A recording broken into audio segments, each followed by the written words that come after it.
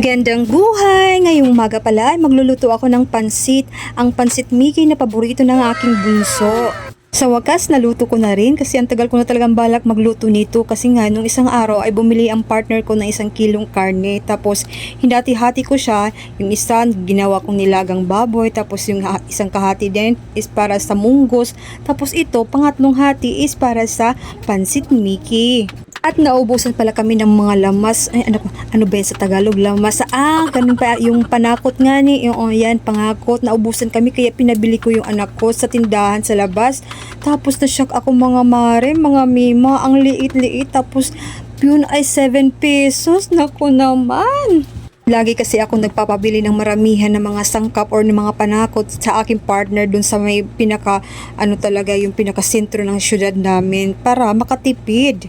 Pero di ko napansin na ubos na pala kami, pero sakto lang yun kasi nga day off bukas ng partner ko, so mamimili kami ng mga sangkap.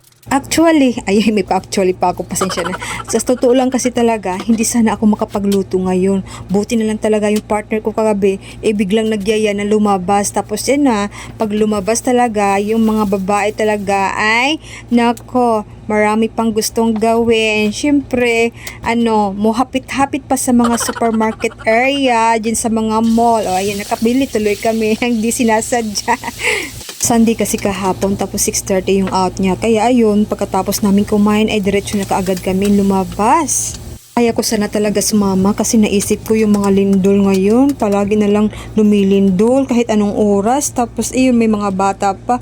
Pero biglang naisip ko, ang karne namin, walang pangsakot, yung pangsagol nga ni. So, ayun, sumama na lang talaga ako para makabili lang talaga ako ng Mickey. Mickey kasi ang paborito ng bunso ko. Ayan niya sa mga bihon-bihon. Speaking of lindol, lumindol pala kaninang madaling araw, mga 1 AM. Mga jay, buti na lang talaga ay nakagmata ako, nagising ako ba kasi yung baby ko ay gustong dumidi. Timing talaga jay, kaya ayun, napabalik-was ako mga jay. Gusto ko na sanang talagang lumabas. Pinukaw-pukaw ko pa yung partner ko, pero buti na lang, ang dali lang nawala. Mga alas 3 nga ako ng madaling araw nakatulog pagbalik mga jay, kaya ayan, haggard face ang lola nyo. Tinawa-tawa ko na lang talaga itong mga jay, pero lipong-lipong talaga ang agi niyan. Ay, sa sige lindol-lindol ngayon mga jay ba, hindi ko na talaga alam minsan kung ano ba to, lindol ba to, or nahihilo na lang talaga ako. Ito sa akin lang to sa napapansin ko talaga ngayon sa lindol mga jay, no, parang pag may lindol dito sa isang area, parang lahat ng panig ng ating Pilipinas ay nararamdaman na. Di tulad noon, di ba? Naaalala nyo noon na pag may lindol dito sa ating area, wala namang lindol sa ibang lugar. Di ba? Tapos pabubo pa nga tayo noon kasi nga akala natin malaking baboy lang yun ang nagbawala dun sa ilalim. Ayun pa man mga jay, no, lagi lang tayong mag-pray kay Almighty God na lagi tayong maging safe at malayo sa kapahamakan, lalong-lalo na ang ating mga pamilya.